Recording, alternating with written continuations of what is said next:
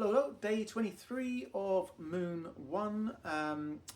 Chinese New Year was 22 days ago, so we are on the first moon, 23rd day.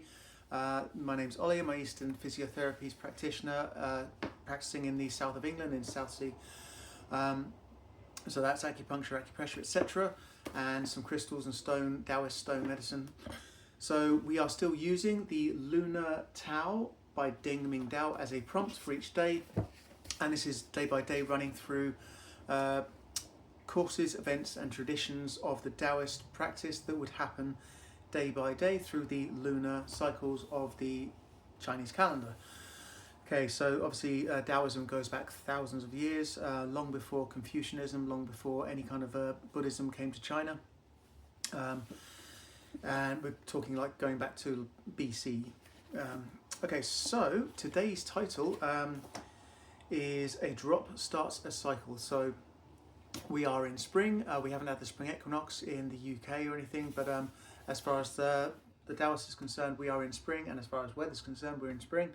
So a drop starts a cycle, so it's about rain, effectively. So what we are going to be seeing a lot of over the next 2-3 months. So this is the time of rainwater, obviously. So one raindrop, 100 ripples. One raindrop, 100 seeds sprout. Okay, so obviously there is a lot in this. I never read out the entire page because, you know, it is an amazing book. I would suggest getting it, but the main points out of it that I'm going to pull out of it is, obviously we're talking about, you know, the necessity of water, that, you know, water nourishes without meaning to, without any kind of, you know, that kind of thing. So it is part of the natural cycle, so just as winter is and everything else. If you want to know the future, you need not do anything more complicated than watching the cyclical nature of things. If you want to know the cyclical nature of things, just look at a single drop of rain. Okay, so there is a poem in here as well, but yes, so one raindrop, 100 seeds sprout. See that and question, test, use every sense you have. So there is a poem in here. It's obviously, this is a translation, so anytime you translate poetry, it generally doesn't come across the same. Strangely, you get a couple of haikus in Japanese which are, you know, to the contrary of that. But okay, so the title of the poem is Clear Evening After Rain. The sun sinks towards the horizon. The light clouds blow away. A rainbow shines on the river. The last raindrops spatter the rock. Cranes and herons soar in the sky. Fat bears feed along the banks. I wait here for the west wind and enjoy the crescent moon shining through the misty bamboo. So the chances are in the original Mandarin or whatever form of Chinese language it was originally written in, because it goes back to the 700s effectively, so 712 through 770 AD. So yeah, there may have been a lot more sort of poetic alliteration, all that kind of stuff. But obviously back then, the vast majority of people could not read or write, so everything was done through poetry and storytelling. So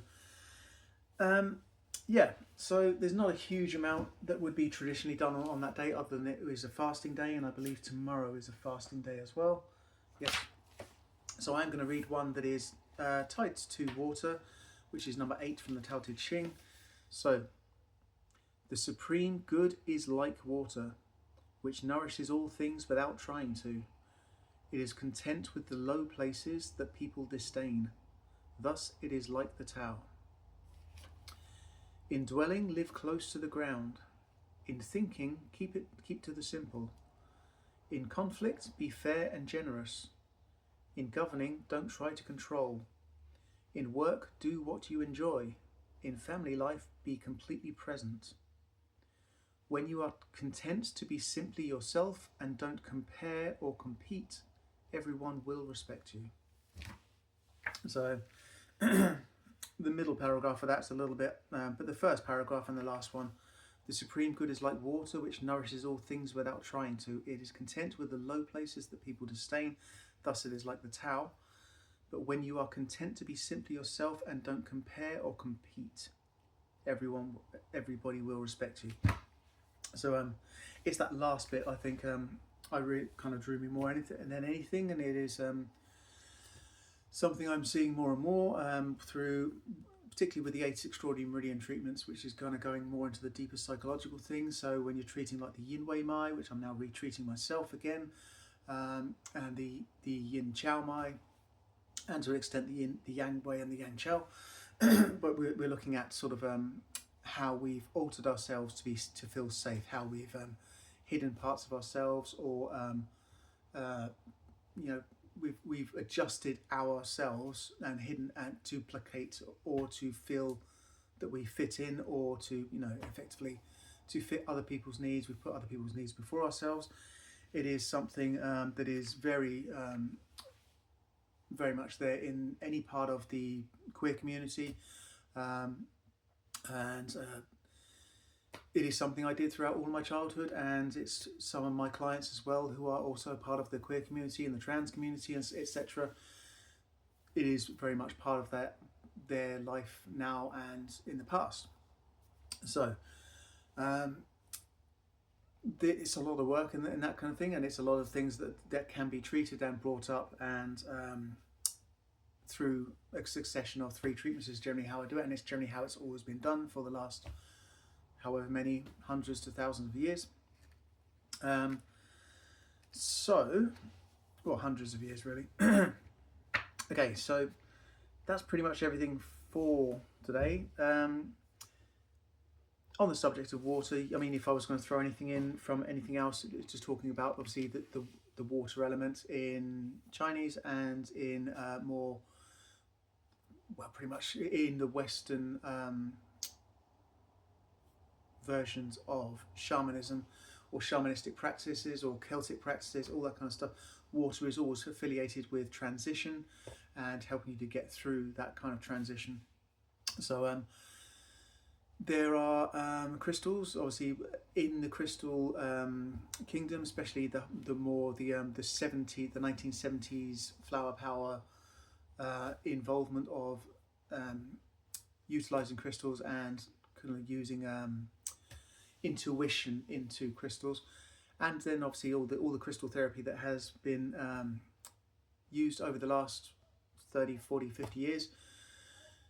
All crystals have been assigned this kind of elemental affiliation. So some are assigned to wind, some are assigned to fire, all that kind of stuff. Things that are more fiery are more moving, and then things that are more water, in this case, are more to do with transition. So stones that generally help with transition, and they are generally black stones. So things like tourmaline, etc., and other also blue stones. So weirdly enough, or maybe not weirdly enough, black stones and blue stones are the 2 colours that you would affiliate with if you were treating on a 12, especially on like a 12 main meridian treatments, instead of needles or acupressure, and you were placing crystals over those points. For the bladder channel and the kidney channel, you would use black stones predominantly and blue stones. And the colour blue, and when you look at sorry, I'm struggling for words there, but when you look at the wheel of how chi flows around the body, everything has a colour alignment. So the earth channels of the stomach and spleen are yellow, the fire channels of the heart, small intestine, pericardium and Sanjiao are all red, aligned with fire, and then the wood element is aligned with green, which is the gallbladder and the liver, etc. The lung and the large intestine are aligned with the colour white, which is the metal element, and the kidney and bladder are aligned obviously with the water element, because that's their function, or the element they most integrate with. and that is aligned with the color blue. But effectively, you can use blue stones and black stones. They are also the things you would use for people who struggle with a lot of fear, which is kidney yin, or attacks kidney yin.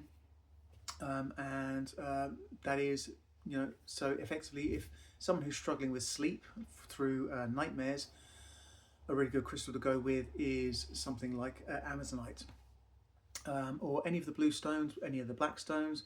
This is just generally a guide, because obviously with crystals, you are talking about consciousness, things that have been growing and existing for hundreds to thousands of years. They have a consciousness, they have the ability to retain information. That's science, that's Western science. So especially anything that has quartz, silica to it, has the capacity to retain information and to transmit and amplify. So yes, for anyone who is wanting to look out for a crystal that could be a good sort of companion stone to work with for nightmares, or just anything in the kind of fear type thing, or just something to get you through because it's that transmutive element type thing, start with the black stones and blue stones, see what jumps out to you, and it's what works for you. If nothing works for you, don't use it. It's okay. So we are. That's pretty much it for today. It is not a particularly eventful day for the Taoist calendar in that sense. Day 23, so there is another 7 days until the next lunar cycle. So the book in this sense is broken up into 30s, so it does seem to still follow, much like the Western 30 days, 31 days per month sort of thing.